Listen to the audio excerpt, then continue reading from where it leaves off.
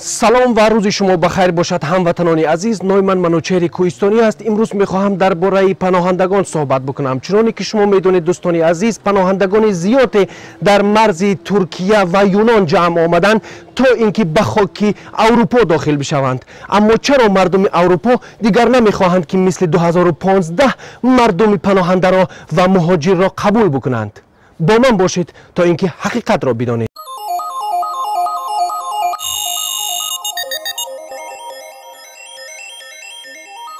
دوستان عزیز، 2015 زیاده از 2 میلیون مهاجر یا اینکه پناهنده به اروپا آمدند که بسیار از ملتگرایان توانستند که از این استفاده ببرند و به پارلمان بیایند.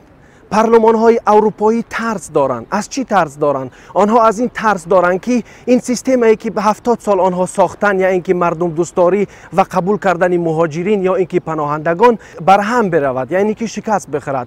چون که محلگرایان یا اینکه ملتگرایان میخواهند که دیگر مهاجرین یا اینکه پناهندگان را قبول نکنند، چون آنها میگویند که پناهندگان میتوانند که باعث نابود کردن ملت های اروپایی بشوند و کشورهای اروپایی را مسلمان نشین و از بین ببرند. بسیاری از نفرهایی که در مرز ترکیه و یونان هستند کودک ها و زن ها هستند که در حالت عذاب و مشقت قرار دارند. دولت های اروپایی هر روز در این باره صحبت کرده و میگویند که باید به آنها کمک کرد، اما حاضر نیستند، چون اینها از دیگر چیزها و از آن جمله از ملتگرایان ترس دارند.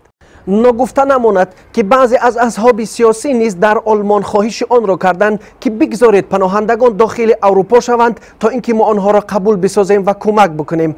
اما حزب هایی که در حکومت ها هستند یا اینکه حکومت را در دست دارند، آنها راضی نیستند، چون که ترس دارند اگر که باز هم مثل 2015 سیل مهاجرین یا اینکه پناهندگان داخل اروپا بشوند، حزب های ملتگرا می توانند که اکثریت رای را به دست آورده و باز هم خود را قوی بسازند.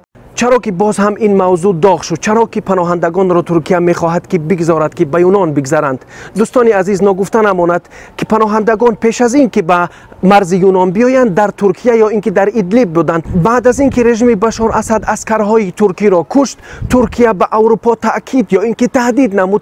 سوال پیش خواهد آمد که چرا اردوغان از اتحادیه اروپا پول میخواهد؟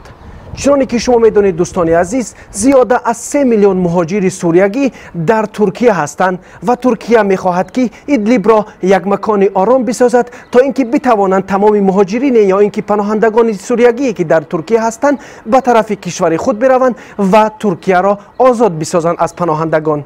چون که مردم ترکیه دیگر نمیخواهند که مهاجرین زیادی را در خاک خود داشته باشند.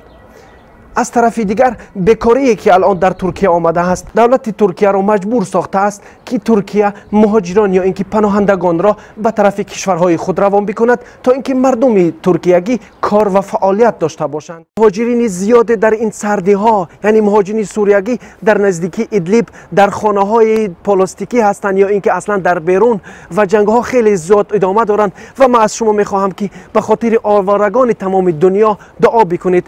و دوستان عزیز، من میخواهم که با شما خداحافظی کنم، چون که وقتی من تمام شد و از شما خواهش دارم دوستان عزیز و ارجمندم، من به خاطر این نوارهایی که میکنم مهنت های زیاد میکنم، به همین خاطر آبونه بشوید و زنگوله را یک بار بجیقید تا اینکه بتوانید خبرهای تر و تازه را از زبان من بشنوید. خداحافظ.